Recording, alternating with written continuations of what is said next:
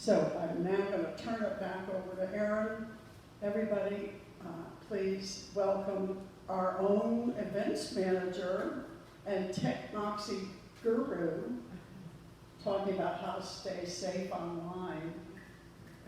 Thank you, Holly. I appreciate it. Everybody, I give Holly a hand for being the vice president of the Labor Corporation. She does amazing things. She works very hard, and so much volunteer work. It's fantastic. So, as you know, you're here for the wonderful presentation about staying safe online. I call it the ABCs of staying safe online.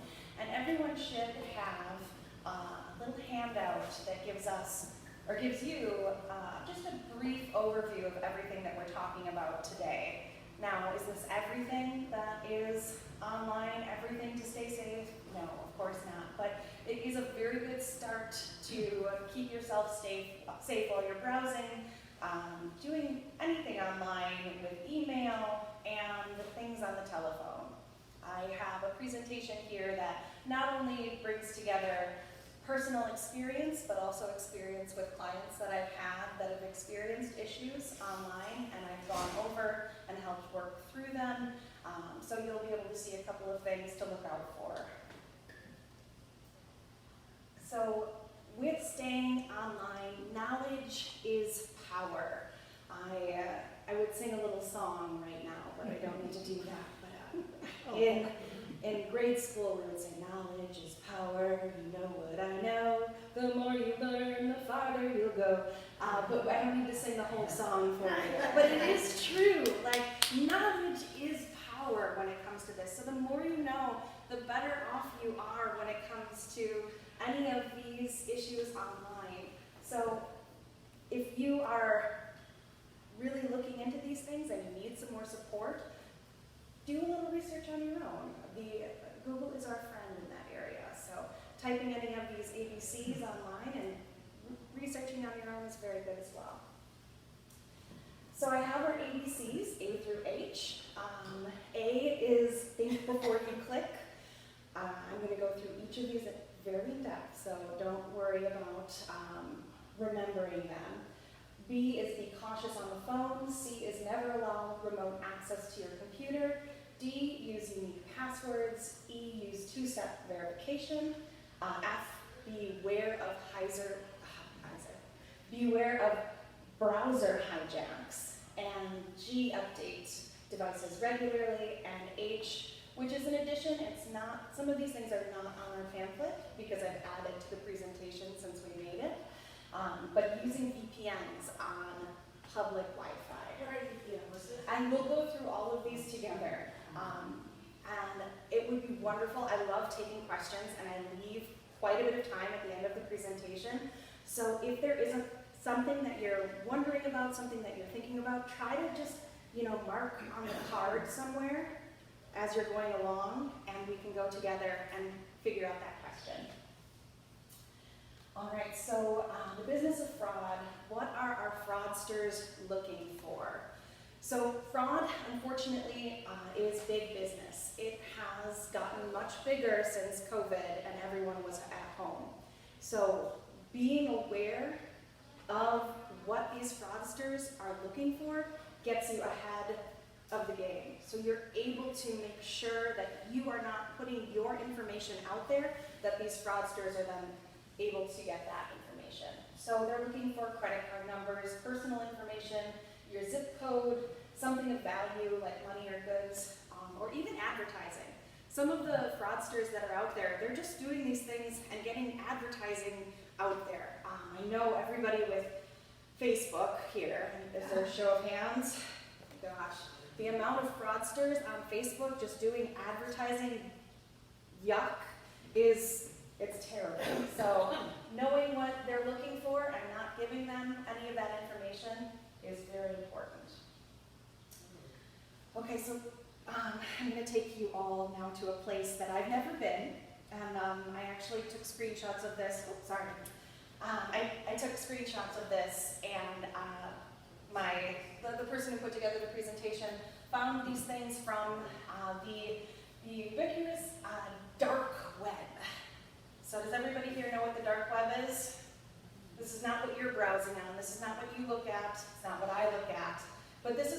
those fraudsters can access. You can't access it without like very advanced things. A normal person wouldn't want to access this. But this is what you would find on the dark web. Here is a little posting, and it says credit cards that are available for $12, and there are 25 of them available. And you can notice this is just Verizon.com. So when I tell you about protecting your accounts, there are a few really important ones that you want to make sure are incredibly secure. Your Verizon account, your AT&T wireless account, these telephone accounts, making sure that those are very safe and secure are very important. So we'll go through how to do that later. Here's another screenshot of something on the dark web. We're offering you quality cards. All our cards come with pins and instructions. So people are actually sent hard copy cards so that they can go into a store and swipe that card and use a PIN number. And this is something that I would never, be privy to. It's just something that's a screenshot of that dark web from a research paper. But this is what is out there. So if your information was corrupted, then this could be something that is available to someone else. All right, so what are the common areas for fraud? Email, fake or misleading websites, pop-ups, browser hijacks, fake social media accounts. This is a big one that's starting to become a lot larger. So keeping track of your social media account, make sure you have your password, and making sure that there's not a fake one of you floating around. That's very important. And then also the telephone is an avenue. So when it comes to managing your online risk, so you think of it the way you would manage really any of your other personal risks. So like your home. So this is our Castle Suburbia.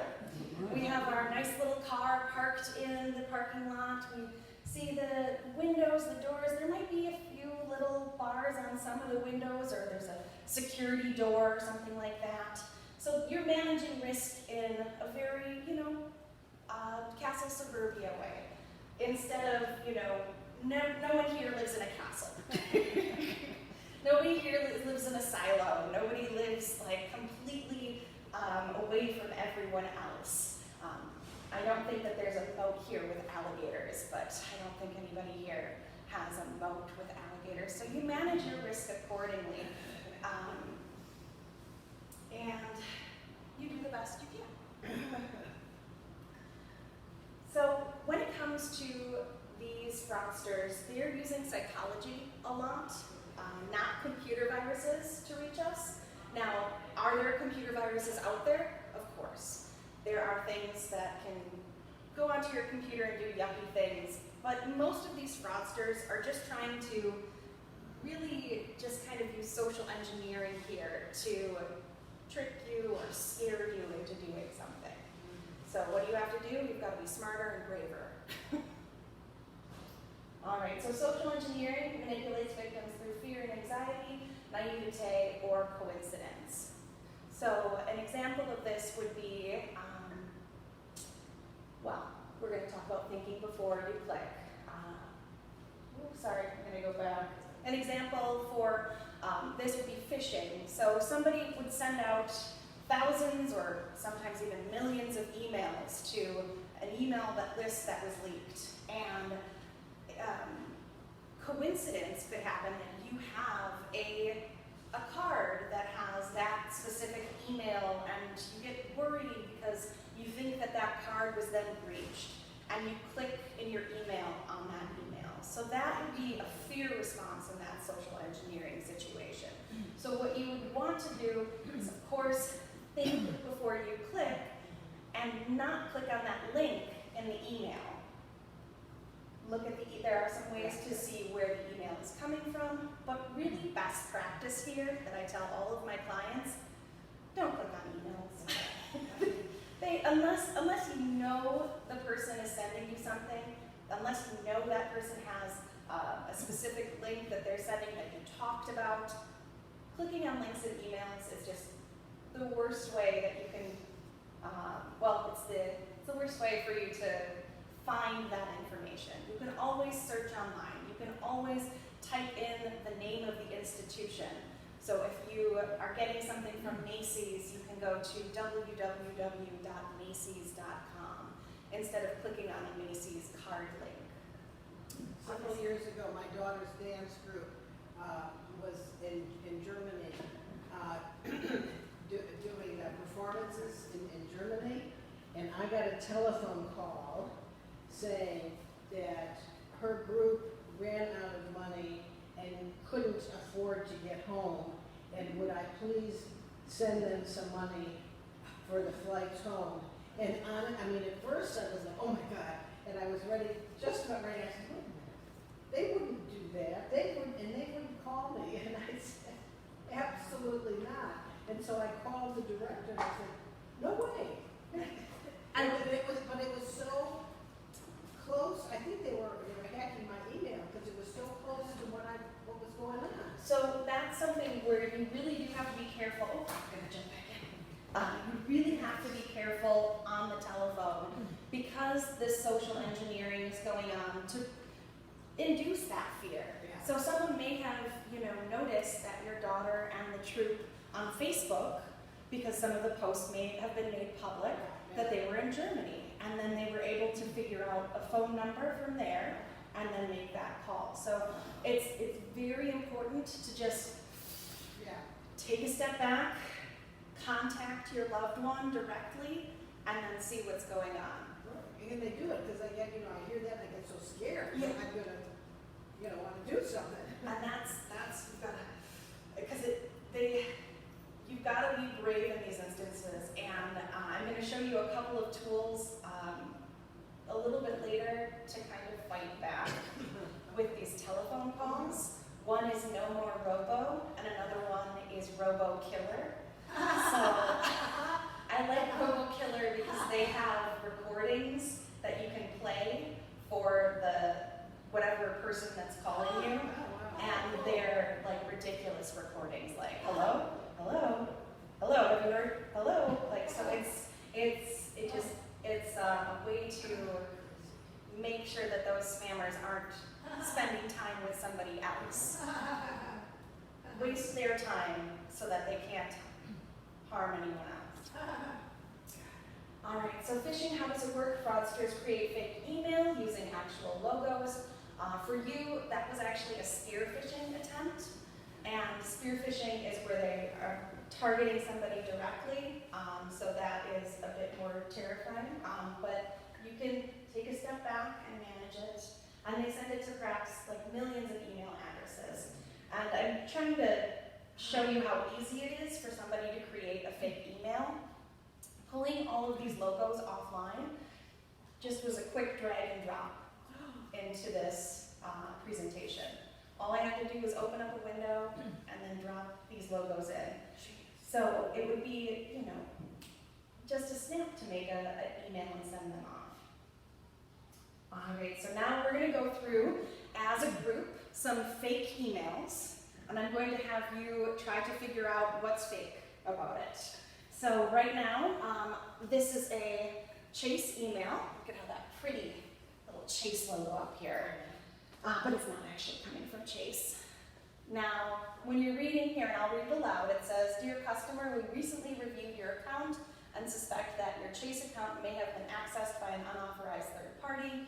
Protecting the security of your account is our primary concern. Therefore, as a preventative measure, we will temporarily limit access to account features. To restore your account access, we need you to confirm your identity.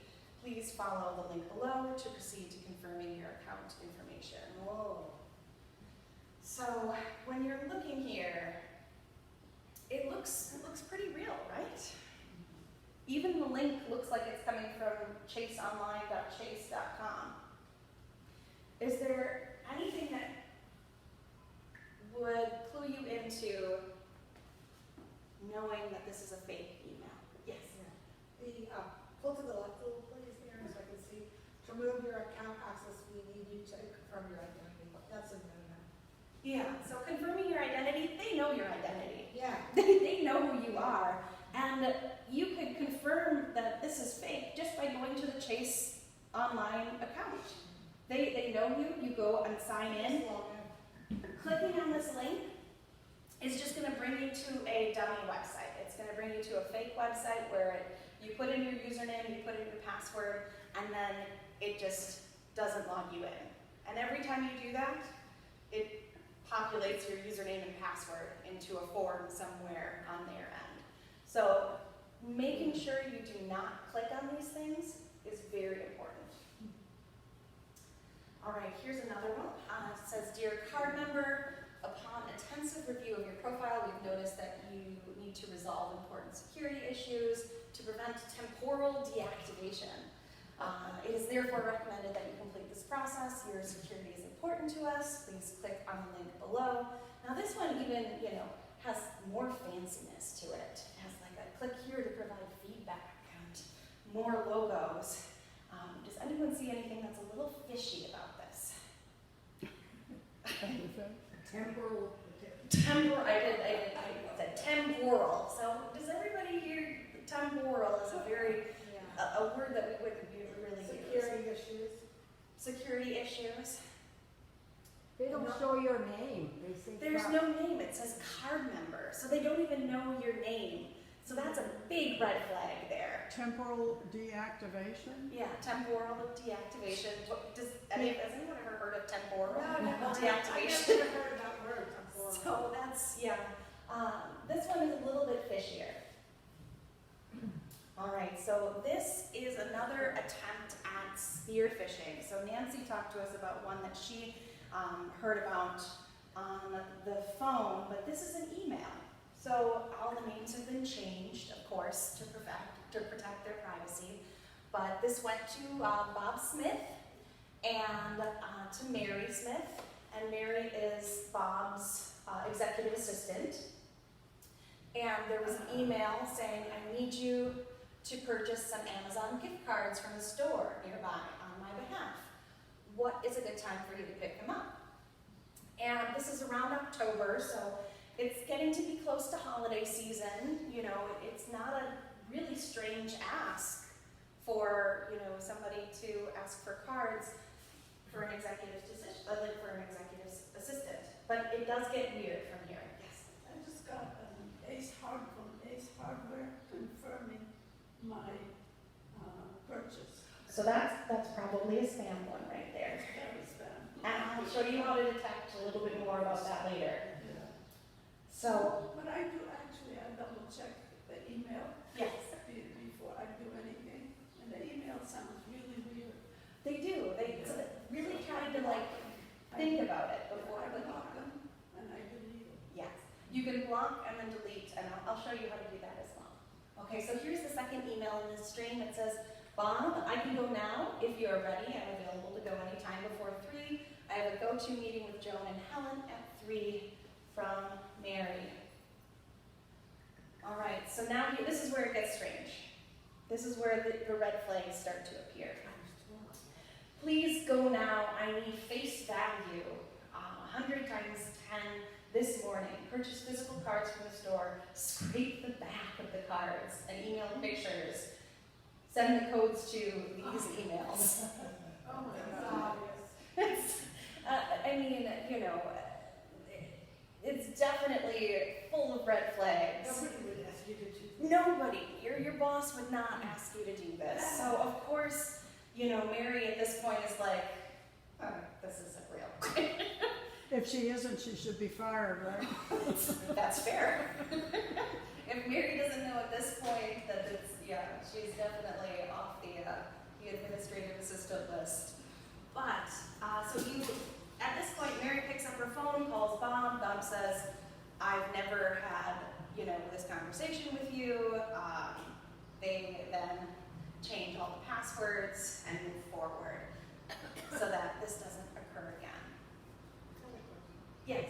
My brother says, he's really computer tech savvy, although he does real estate. But he said, always change your passwords maybe a couple times a year, just to protect so there's no scams or anything. Yes. So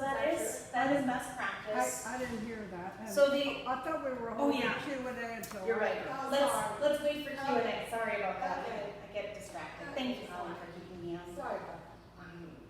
So I'll tell you that after that goes on. Okay. All right, so here's another email. It says AOL system report, update notification notice. Notification notice. We noticed you haven't updated your account recently since your security is our top priority. We plan to close this account as soon as possible.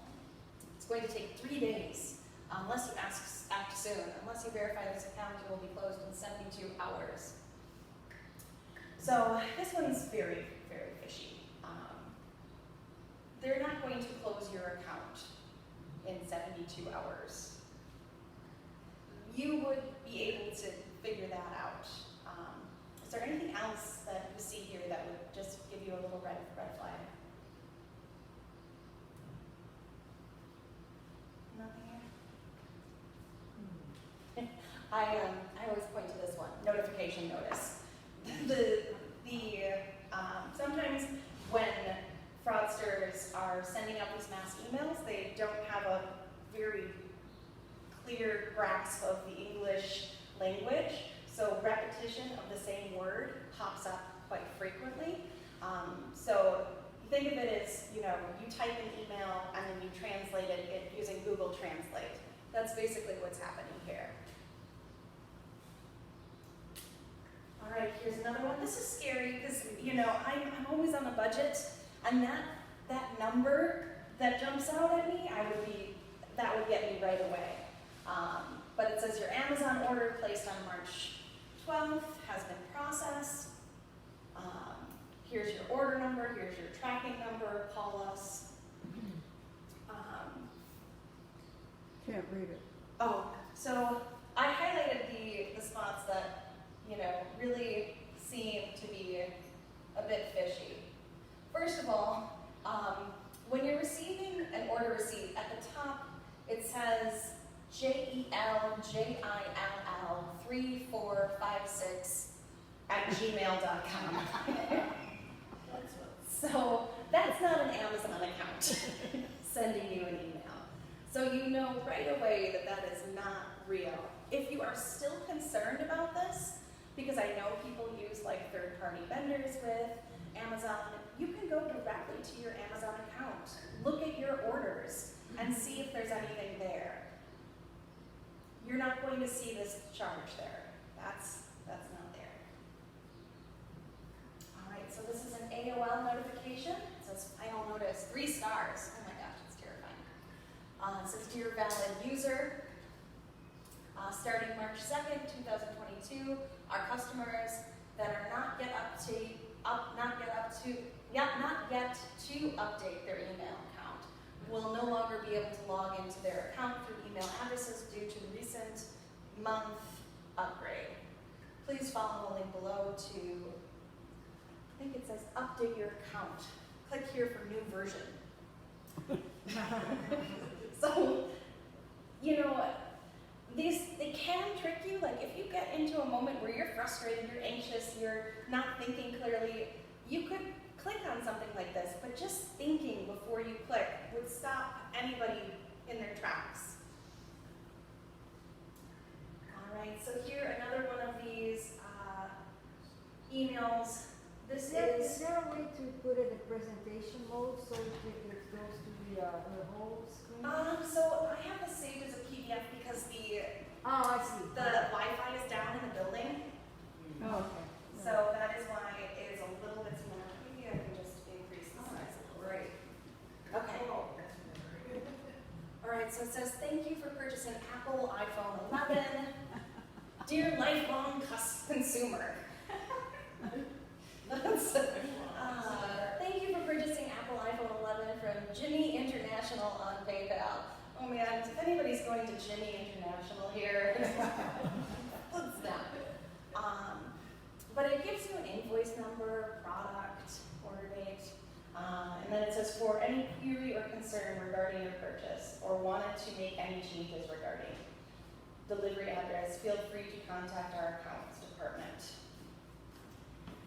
So these are things that you really, if you think about it, you're not going to dial that phone number. You're not going to follow whatever thread they're trying to get you to pull on so that you stay safe.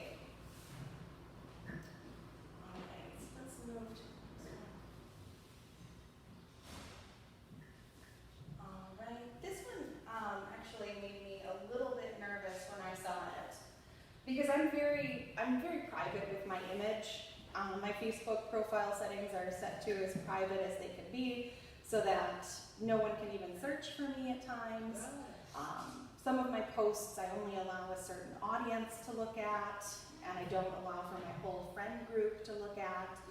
So if I got an email that said, your image is being used for a poster, that would make me nervous. That would make me want to click and figure out what's going on there. But you have to think, take a step back, and not click on those things. Now here, it's saying 1 album, 6 photos, and you can view those details. What you would not do is you would just not view those details. Delete the email, block that person, and move forward.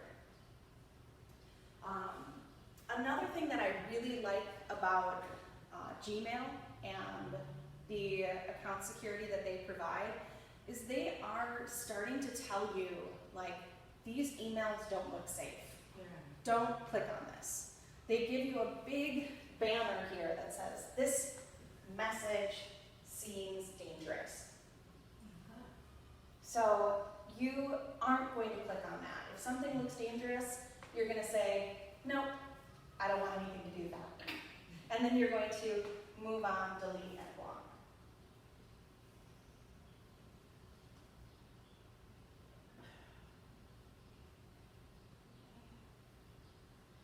All right, so this is a popular scam that goes around during the holiday season, and sometimes just year-round now that everybody's getting so many packages.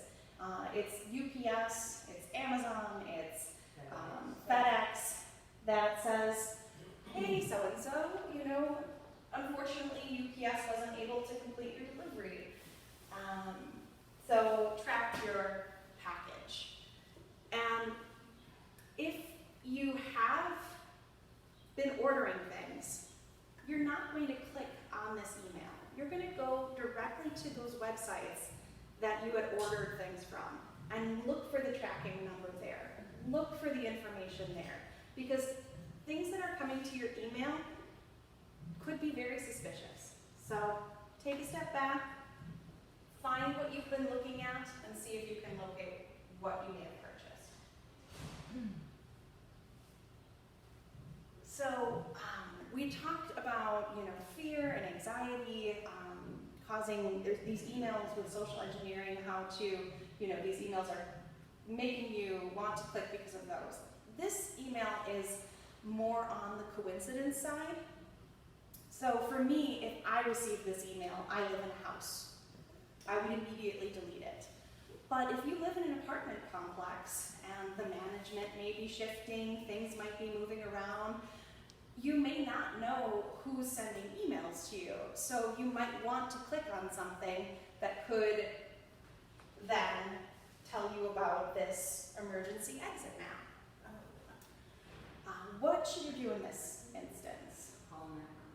Call management. So if you receive an email like this or something from management that is not something that the building has been discussing, of course, things that are going on, you may be a little bit more apt to look at, but if nothing has been going on in the building about emergency exits, you should give them a call and see what's happening. Okay, once again, here's another fake email. This one is photos being sent to you.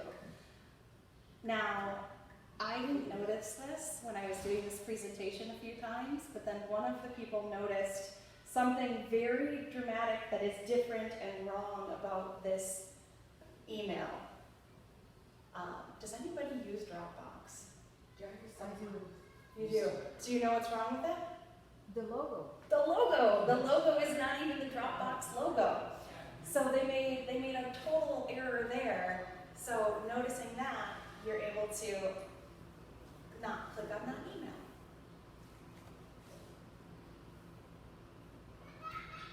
so when you're thinking before you click, emails can be spoofed or they can look like they're coming from someone, but they're actually coming from a different email address. So how do you know who is actually sending you an email? I'm going to show you in a few steps on how to check that. So right here, it looks like it's coming from Jody. And if I click here, this one looks like it's coming from Russell.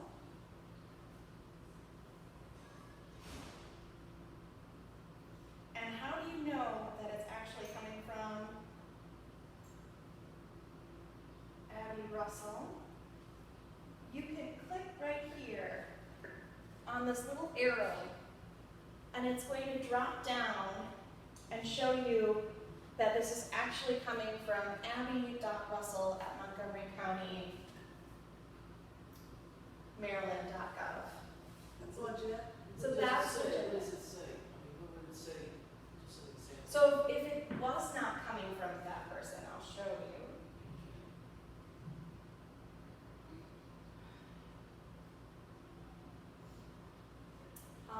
So this one is coming from Marletha Williams at registration at mglmanagement.com. And here we are for a Verizon notification. This is going to be a fake one for you. And this is also going to be a fake one. So here,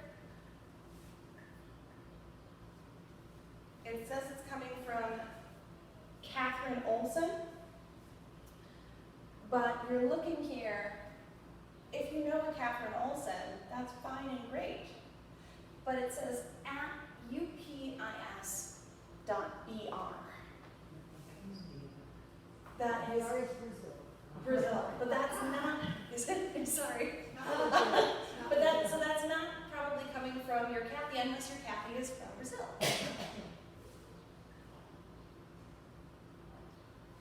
Interesting. All right, so here is another one that I want you to focus on, because we are now absolutely inundated with emails.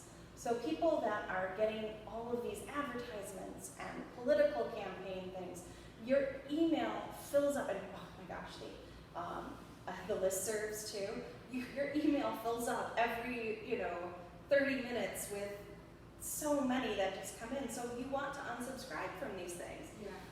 But if you unsubscribe from spam, you're only going to receive more spam. So what you do with spam then is you block it and you report it as spam. So that email access cannot be allowed after it's been flagged enough. And those two separate things. So blocking something and reporting it as spam, when you block, you can report it as spam. All right, so we went over these together. What do you do when you have these emails that are coming through? You are going to pick up the phone and check, or log into your account without clicking on the link in the email. Or what I tell some of my clients, if they're getting these things, just ignore it, delete it. Don't worry about it, just get it out of your head. All right, so we're going to move on to being cautious on the phone. Yes. Are you going to talk about report it to who? Yes. Okay. So you report it in your email, and I'll show you how to do that. Okay. So scams change, but follow common themes. Neither Apple nor Microsoft will call you to alert you of problems. Government agencies like the IRS, Social Security Administration, nor the sheriff are going to call you saying you owe money. And I have another scam right here with the telephone. And this one actually spoofed Apple's phone number. So it looked like it was coming from Apple. And the client that we had was a Mac user. So they received a phone call from Apple saying, we need to help you with your computer. He allowed remote access to his computer. That's why one of our steps is don't allow remote access to your computer. And the person, it was weird, like he dimmed the computer. So he was able to remotely dim the computer so that the person, our client, couldn't actually see what the person was doing on the computer. So what we did is we went in and we changed their passwords, we, cleaned the computer the best, to our knowledge, and we made sure that an admin then had a new part on the computer so that client wouldn't fall for something like that or wouldn't be able to make changes like that in the future. And then, the adult children have the admin access there. All right, so another thing is fake social media accounts. So this is a fake social media account, and you may receive some friend requests from fake social media accounts. So what do you do when you receive a fake social media account? Deny, decline, no thank you, I don't want that. And how do you know? So if you're looking at the social media account, you can look at things like the TV shows, the things that they like. And this one just happens to have, a Go-Go, IO, Teju, Babyface TV, Big Brother Africa. And if the person that you know wouldn't like any of those things on Facebook, you would know that that's a fake account and you can report it. And I'll show you how to do that in just a moment. So here are the steps to report a Facebook account.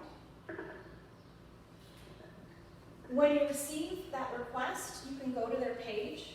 Now they don't know that you're looking at their page. You're not actually adding them as a friend.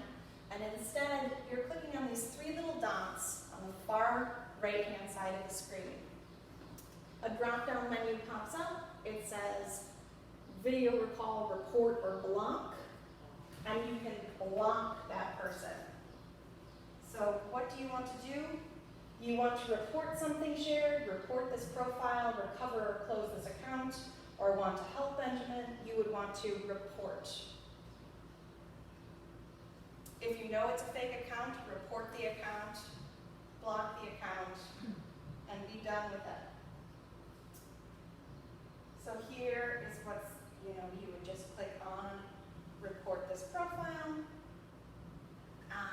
And then this is another thing that happens to clients and people that I know is an account may be breached. So you may have a friend that has a legal Facebook account, it's totally normal, but the account was then breached, and then all of a sudden, all of these messages are being sent out. So this one was sent to the president of TechMoxie. It said, hello, how are you? Pleasant enough, And of course, the president, Pam, didn't know. So she said, hi, so nice to see your name pop up. Maya's in her senior year, so getting ready to be an empty nester, very mixed feelings. How are you? Callie's still treating you well. Way too much information. But she didn't know. And then all of a sudden, the response is, good to hear from you. I'm doing wonderfully great. I hope you have also been contacted by the CFDA. And that's when all of the red flags popped up. The CFDA? What's that? And then she said, because she wanted to take some screenshots and put this in the presentation, no, tell me more. Haven't you heard about the CFDA and the F-book CEO made some Facebook user and other for the people of the world to benefit from him? It's randomly picked your profile on Facebook, $200,000. Did you get yours from him? And then she said, you get money. And then she kept, just kind of playing with this person and eventually just deleted and blocked that person and called her friend on the phone and said, hey, your account has been breached. You need to change your passwords and put on two-step authentication so that it doesn't happen again. All right, next one is never allow remote access to your computer. So this comes from fake pop-up windows that happen on your computers. So this is something that pops up when you're on a website. All of a sudden it says, Windows virus warning, Microsoft detected security error due to suspicious activity found on your computer. Contact the Microsoft certified biotechnicians. contact them, there's a live person on the other end of the phone. There's somebody saying, oh, you know what? I can clean your computer for you. Let me have remote access. And then they charge you an exorbitant amount of money for, cleaning the computer. So here's another one that looks like this. The pop-up, and it's scary because all of a sudden you're browsing and you can't click anywhere on your screen. It's just that. And the only way to move forward is by clicking OK. But there's another way. I'll show you in just a moment. Here's another one where there's an error support. I even had a client once who said that the speaker started saying things like, warning, warning, your computer has been infected, warning. That happened to you? So that's scary. But it's not real. It's akin to if somebody goes around slashing tires and then saying, I have a really good tire guy. He's my cousin, and you should come to his tire shop. So that is what their technique is, which is that's not a good business model. So what do you do when this happens? Just shut it down. Shut down the computer, unplug it, turn it off, press the power button until it just goes dark. And then when it comes back and you're going back to your browsing session, this is going to pop up and it says, your browsing session closed unexpectedly. And I'm going to zoom in just a little bit, and it says restore session. Do not restore your session because it's going to go right back to that warning, your computer has been infected. Instead, you just click on that little X and it just brings you back to your home page. All right, our next slide is about unique passwords. And I'd like to go over how, these yucky people have gotten your password, and it's through a number of ways. It could be a major breach at a company, so your password was then leaked to these guys. Someone in your home, like a caregiver, somebody who helps with, household duties, things like that. I had a client recently that I had to go in and help, and she had a house manager who then was doing some yucky things, so we had to fix that and report it to the police and things like that. So it's somebody that, is in your home. You clicked on a phishing email, but now no one here is clicking on emails, right? No more email clicking. And then last one, you gave access to your computer and they accessed your password manager. And this is the case that my client had, is he gave access to his password manager and then they received all the passwords. So this is a really scary email that was a spear phishing attempt. And it has lots of profanity and very scary language. So it's trying to scare you into responding. So it says, do you really think it was some kind of joke, or that you can ignore me? I can see what you are doing. So this is really scary verbiage that someone could use. Stop shopping and effing, your time is almost over. Yeah, I know what you're doing the past couple of days. I've been observing you. This is scary targeted language. So what do you do in this instance? You have to block it. You have to report it. You cannot just be passive so that somebody can't target another individual. So with your unique passwords, so that person may have gained access to somebody's email password and then was sending out these emails through that person. So with these unique passwords, options for keeping track of passwords, write them down, keep them in a safe place, using a naming convention that makes it easier to remember, using a password minder or manager. For my clients that have experienced any kind of password breach, I have them move to the paper format where they get a paper password book so that they're not using these password minder or managers, because it's one of those almost like a one ring to control them all situation, which you don't want to have. If somebody has access to that password, then they have access to your whole list. Yes. Real quick, I have a Microsoft Manager, Mhm. I have to type in my PIN. Yes. In order to activate, is that a bad thing? No, that's not a password manager. The PIN is how you access the computer, which is a little bit But different. I'm okay doing that Microsoft thing? Yeah, you're okay with that. Password. You're not giving any passwords away. Don't worry. Okay, that's. Erin, Yes.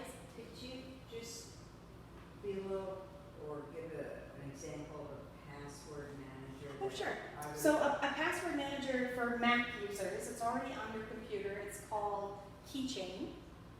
And that'll keep track of all of your passwords. With Google Chrome, you can keep track of your passwords with your Gmail account. Another password minder or manager that's specific, an application called LastPass. So if you look in the App Store or the Google Play Store, you can look for LastPass. But it really is about whatever, do a little research, make sure that that's the best one. I know some people that use it, but I personally do not like using password managers because I don't like that, the one ring to control them all situation. I like to make sure that my things are kept in a book, hidden away, so that. So you have yours all on paper? I have mine on paper. That's the best Me thing to too. do. Yeah. That's the best thing to do. As long as that is in a safe place and that you keep track of it, I keep a notebook, which is really nice because you're changing your passwords Yeah. every so often. So you can scratch out what password it was before, date when you changed it, write the new password beneath it, and then you have a list of passwords so you're not putting the same password that you used before. I'll go back to you in just a minute, but we've got to keep scooting. So E is use two-step verification. Does anyone here know what two-step verification is? Wonderful. I love hearing that because it's getting so popular with people and it's very important. If you are not using two-step verification with these accounts, do it today. Any kind of financial account needs two-step verification. Your phone number, so AT&T, Verizon, wireless needs two-step verification. If you are an avid social media user, you should really have that as two-step verification as well. Your email also needs to have that two-step verification. So these four, I would say, are the really important ones. You can do it for more than that. I would say health. Health usually has, like all of these health companies are having you automatically put in two-step verification. So just any of these important ones. All right, so how does it work? When you log in from a new device or computer, you're going to be sent a code via text or landline. This makes it harder for fraudsters to log into accounts even if they have your password. So they have to have your phone and your password in order to get into your accounts. So most fraudsters are not going to have that kind of information. So if you have to put in your password, the text is sent to you, or a phone call. You pick up the phone call, they give you a code, and then you type that in after your password. I like to sneak in a little bit about antivirus and malware at this point. Browsers now provide some protection. Windows Defenders is a good one, so you don't probably need anything additional. In fact, if you have a Windows Defender running, do not put another antivirus on your PC. They fight each other because they look at each other like they're each viruses. So it makes your computer slow down to just complete snail speed. So if you have one on and you want to switch to something, you have to turn off that antivirus and then switch to the other one. Macs, most people don't need additional protection, but I do like to use a little bit of malware protection on a Mac. So updating your devices regularly, beware of these browser hijacks. Has anyone here ever had a browser hijack before? Okay, so a browser hijack is when your browser turns into something that no longer resembles your homepage. Oh, yeah. So all of a sudden, it's in a different language, or there's the weird gaming things there, and you're like, this isn't my browser, this is strange. I had a client once who called me and was like, there's a Japanese woman laying on a bed with the city of Tokyo behind her and really sweet music on my background right now. And I was like, that's weird. That's not right. That sounds like somebody has hijacked your browser. And how did it happen? You just clicked on the wrong thing and it loaded it like a little app to your browser. So this is something that you can get rid of very easily. It's not detrimental, it's just confusing for the most part.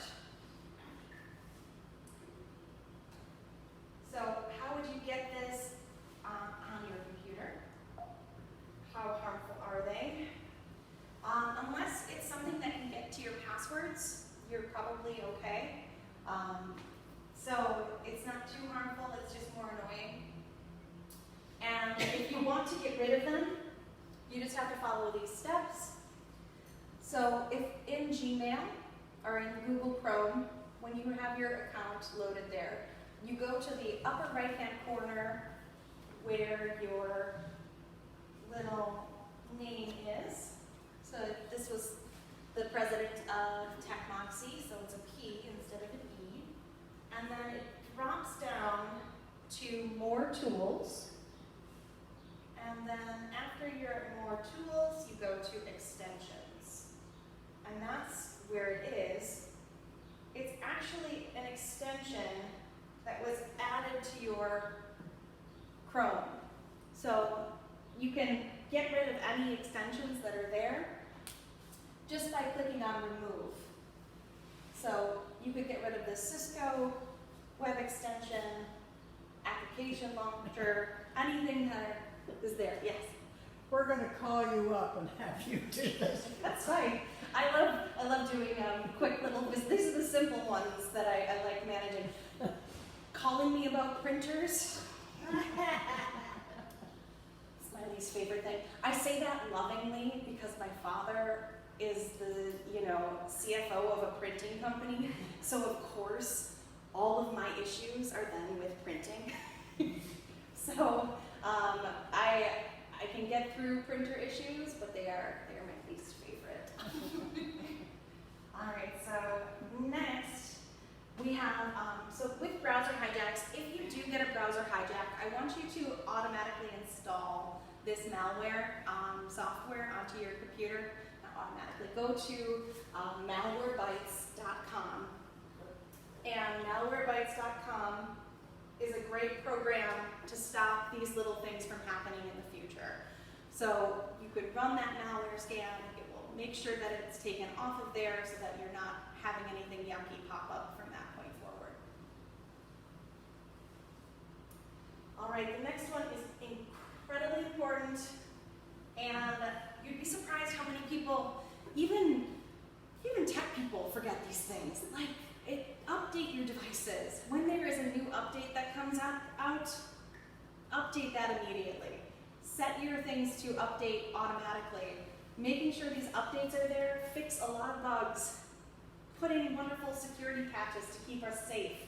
They help maintain our software. So companies like Microsoft, Apple, and Google look out for software vulnerabilities that fraudsters can take advantage of. They issue updates to fix these issues. Some devices may be set to automatically update, but others may require you to take specific action. This applies to computers, tablets, and smartphones. Now, given our group here, we tend to be, and I myself included, we tend to be people that get these, I call them hand-me-down technology.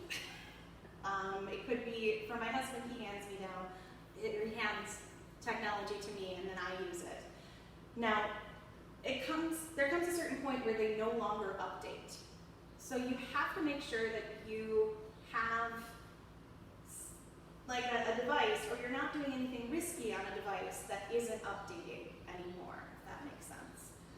So you have these security patches. You make sure that you're not doing things like banking on your phone if it's an older phone and you don't have the security with it. So just keep that in mind with these updates.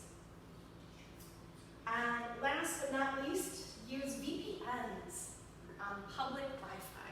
And I am a newly adapted VPN user. I really enjoy it a lot.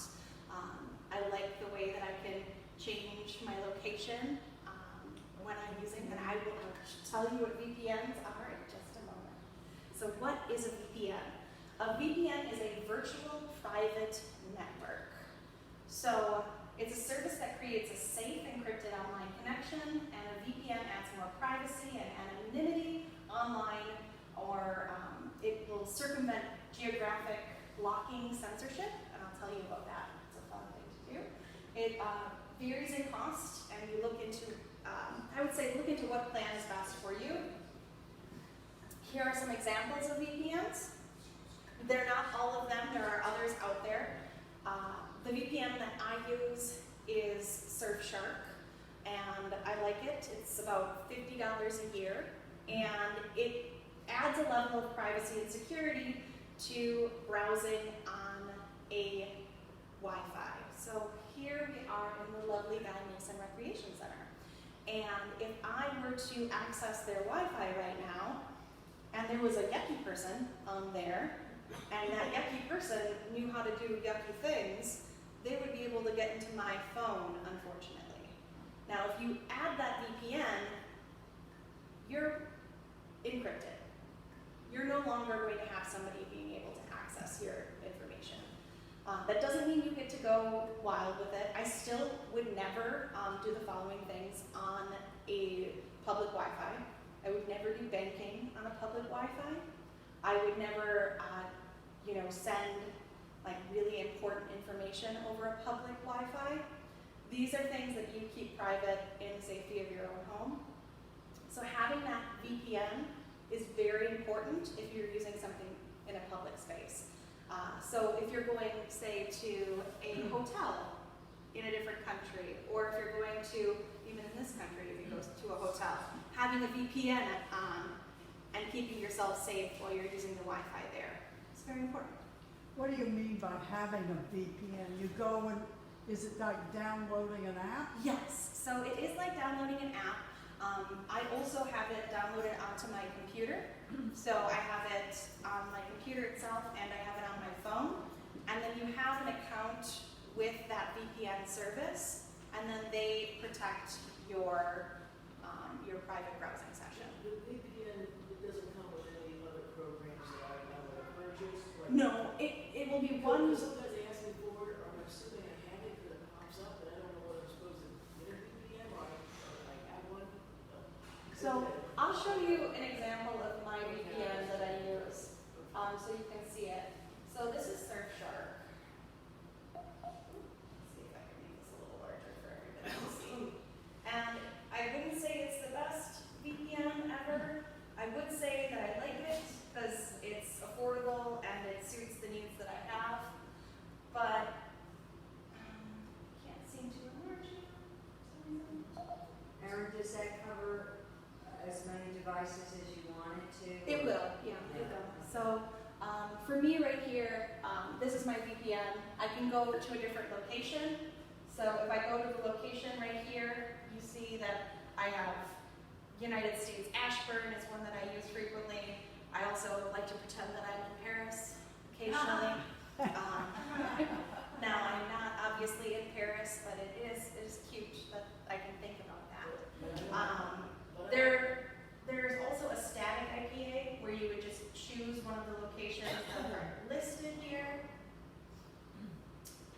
And then a multi-hop, which may not be as reliable. So if you're browsing or doing Zoom, if you're hopping back and forth, you may have some connectivity issues. I've seen this when I've been doing Zoom, where things are just getting really slow and laggy. But I like this because I think about, hopping from place to place, like, oh, I'm in Germany now. Oh, cool, now I'm in Hong Kong, over here. Yeah. So you can hop from place to place. But you don't need a VPN for your own Wi-Fi. So for your own personal home Wi-Fi, you should be secure and safe as long long as you have your password protected, and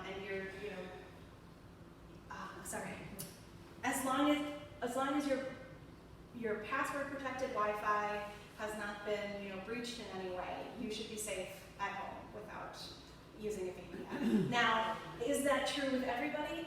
Now, some government workers, especially in this area, they have to have their VPN on at all times when they are doing any kind of government work. So they are at home using their personal Wi-Fi, and they still have a VPN on.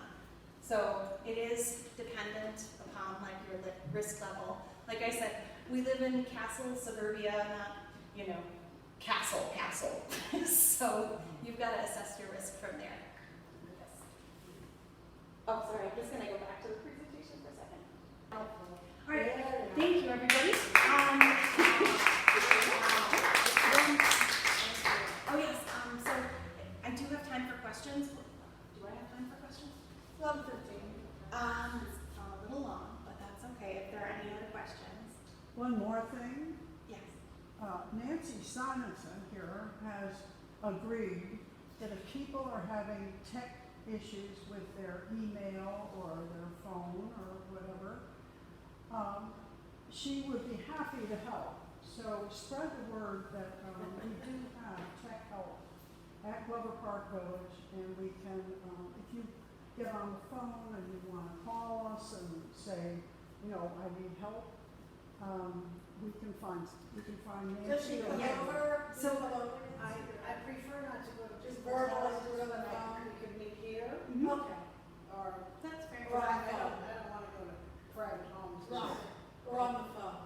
Yeah, on the phone, yeah. Yeah, and we do have 2 other volunteers as well that have done the tech training with the village. So Nancy, if you're not available, we've got 2 other people we could try to get those volunteers out or meet at a public space and try to work through some of Is the. that just for computers or for phone too? I believe it's just basic computer support, basic phone support, nothing advanced. Nancy, we're not writing code.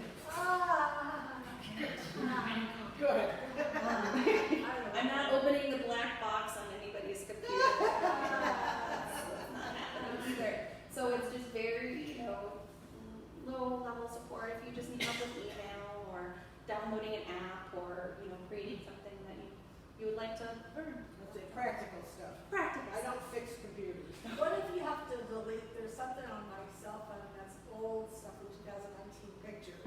Oh yeah, And I that's can't delete them because they're Microsoft Word or something, and every time I try to delete them, they don't delete. that's the kind of stuff that our Is that how volunteers that- can help. Oh, they can help. Yeah. Okay, cool. All right. Yes. You mentioned not giving your computer over to someone to use your screen. I've called, however, Apple support. Yes. And I'm assuming that they are okay. They are on my list of okay situations. This is basically, so if we go back to, let's try to go back to that slide of all of the yucky ones. Let's see if I can go back to all of the yucky ones. So these are the people that I want you to never ever let have access to your computer. It's these ones right here. If you know it is specifically Apple support, you call the Apple phone number on the Apple website, then they schedule an appointment with you, they set something up, that is safe. I'm talking about these pop-ups that say,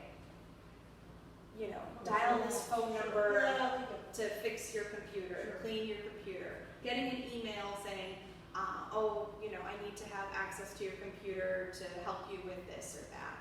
You've got to make sure that that source is real. If I'm working with a client, I have some virtual clients that I will work over Zoom and request remote access to their computer, but they know it's me. I'm from a legitimate company, I'm working with them on very basic things, I'm not going to do anything yucky on their computers.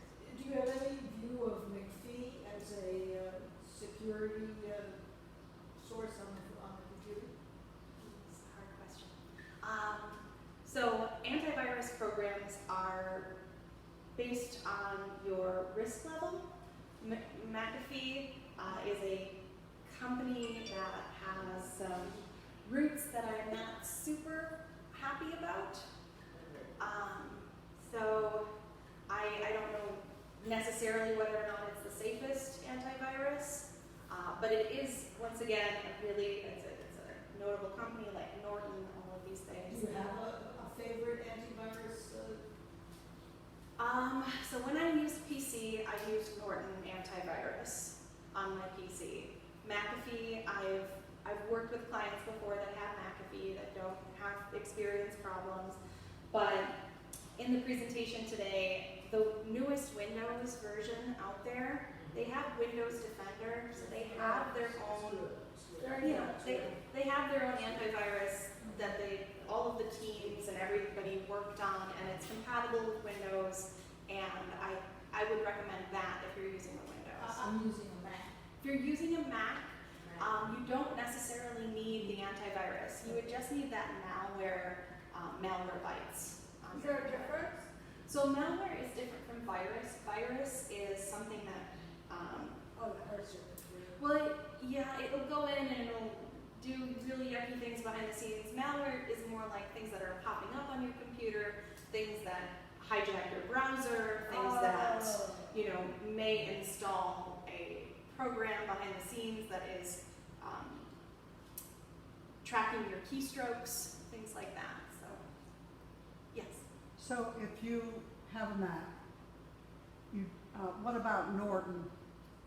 So I don't put any antivirus on top of what I have with the Mac, but you Right. could have an additional antivirus. Have you heard of Norton? I have, yes. Okay. When I use PC, I use Norton. Okay, That's very good. that was my next Yeah. question. Okay, that's That's very good. Yes. The instruction that you sometimes get after an incident, I got one of those exactly that you have on the screen, and I called Apple support and was led through a process, very nice, very reassuring. We cleaned out the history and the caches. Smart. How important is that, and is that something you should do regularly, or? So I would say cleaning out your history, cleaning out the caches on your browser is general maintenance for your computer. Now, does everyone do this? Of course not. I come over to clients and there are 300 windows open and they're saying, my computer's running really slowly. And I'm like, okay, I wonder why. As I'm clicking on all of these windows. But really, deleting that history, getting rid of those caches will help. I would say in like a every 3 months sort of situation. Almost like, you have your list of things to do for computer maintenance. You do your updates at the top of the list, your upgrades at the top of the list, then, changing your passwords is below that, then, clearing that history, clearing that cache is a little bit lower than that. Is there any downside to cleaning out those? So if you did have, a place that you searched constantly and you wanted to be able to locate it quickly and efficiently, you wouldn't be able to find it as quickly because it wouldn't be located in that history. Now, you could bookmark that and then eliminate that issue altogether. So if it's someplace that you're always going to, like a lot of students use Wikipedia, much to my dismay, it's getting better. But you could bookmark Wikipedia so that you have that place that you can go to right away. But there really isn't a big downside for it. Yes? I got one of those emails that said, I'm a professional hacker and your account's have been, so I didn't click on it. I checked my banking accounts. I called Apple support Yes. after I ran my malware. That's the right choice. And I also checked my firewall to make sure that it was on. Yes. And exactly what was suggested was to clear my history, which also made my Mac run faster It than it will. has been. And that was about it. With respect to the passwords, especially if you live by yourself, make sure either a family member or a friend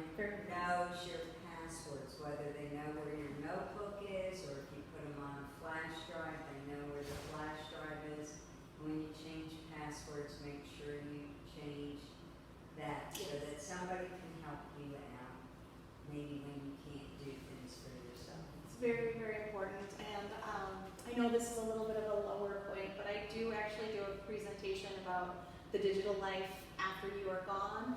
So it's kind of like estate planning, but for your digital life. And that information is something that I make sure that people, you know, share with their close loved one or caregiver, so that executive, like usually it's, you know, the financial power of attorney, somebody that, you know, needs that extra. So for me, it's my husband. He knows where my password book is, and I know where his password book is, and makes sense. Yes. Do you do a presentation on that? I do, yes, I do. So Gosh, maybe we'll have you back. I would like We that. know where you live. Oh my goodness. Yes. One more question on Facebook. When you set up a Facebook account and they ask name and where from, and school, should you keep that info to a minimum if you can? Yes. I don't know what I know they've done some privacy upgrades and things like that. I do a whole presentation on Facebook and Twitter and how to upgrade the privacy settings on that, because it is so important, not only just from a, you know, a safety standpoint, but from like a personal standpoint. You don't want everybody to know what's going on in your life. Like I said, well, actually, the first thing I want you to do with your accounts right now with Facebook, before you leave today, before you leave here, or before the end of the day, make sure that you turn your friends list to only you, so that no one can see your friends. Because that's where a lot of these spoofing attempts come from, because somebody gets access to somebody's friends, and then they can start spoofing accounts from there. So if you make your friends list private, nobody can see who your friends are.